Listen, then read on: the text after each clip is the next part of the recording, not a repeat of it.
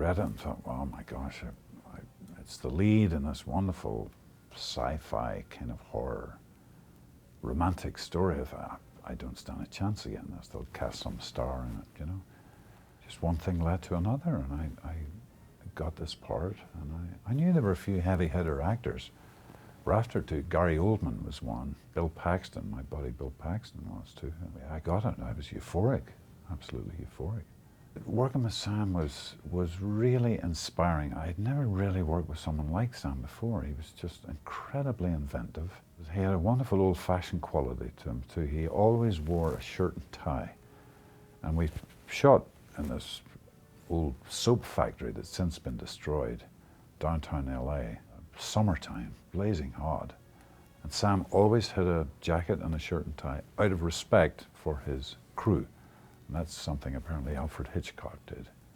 He would always wear a shirt and tie out of respect for his film crew. So Sam did the same. I don't care how long it takes, Yakatito.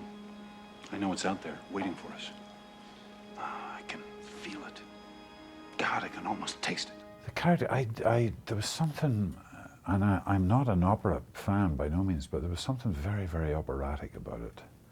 And just the scale of it, of a humble, hardworking, bright scientist who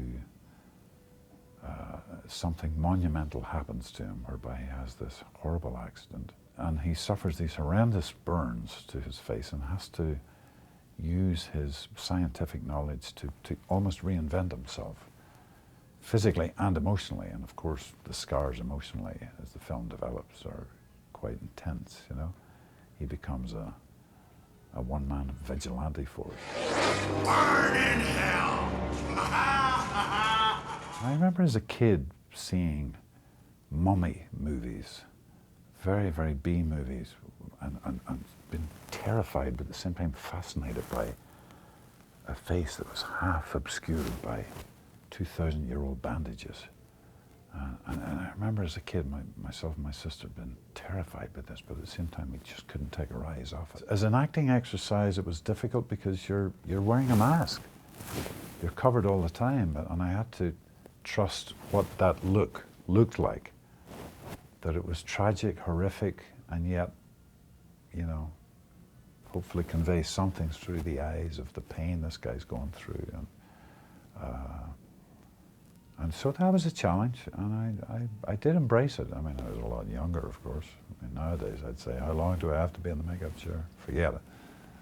But then I was eager and keen, and it was all an experiment.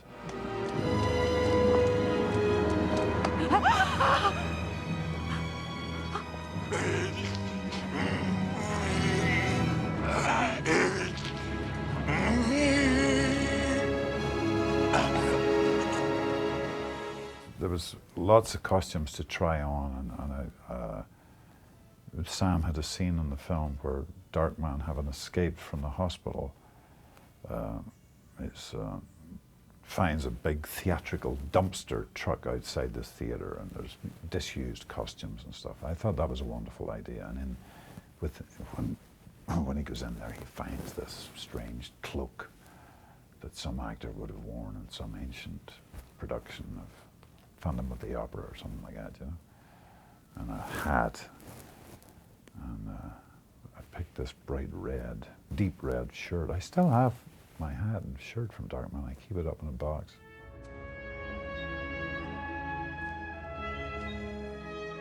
Bill worked very fast, and there was a lot of obstacles for him because he had to, you know, as well as light this strange world that Darkman has created in his lab within this disused building, and at the same time light faces, you know, and be able to light this horrendous facial makeup of mine. And when you see the film now, you can you don't quite laugh at it, but you can say, well, we've advanced somewhat cinematically, technically, since those days, you know. But the story still works, and that's the main thing. Oh my God, helicopter scene. Yeah, we have a helicopter scene where I'm after Larry Drake. Larry's in a helicopter, and I attack him as the Darkman. And Larry has a line, take it up to the pilot. And I told Sam I had a fear of heights. And so I'm busy like trying to grab at Larry and acting my socks off. And next thing I look down, I'm like 50 feet in the air.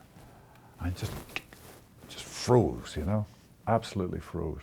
Even though I was in a harness and everything, you know, but this fear of heights was compounded by Mr. Raimi in that scene.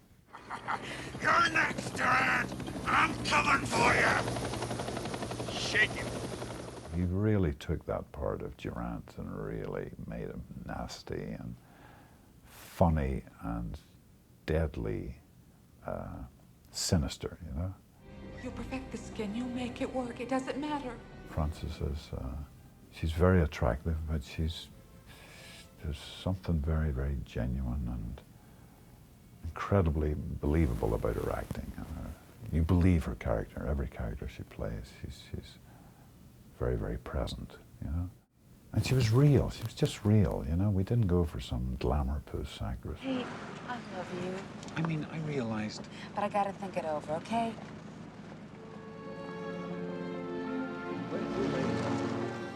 Every day was, I mean, with the hours of makeup and then shooting,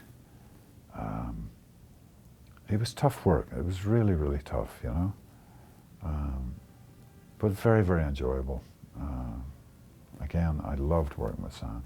It was really terrific. And I'd love to do something with him again. And I can't believe we shot that in 1989.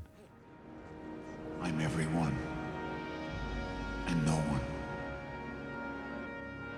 Everywhere.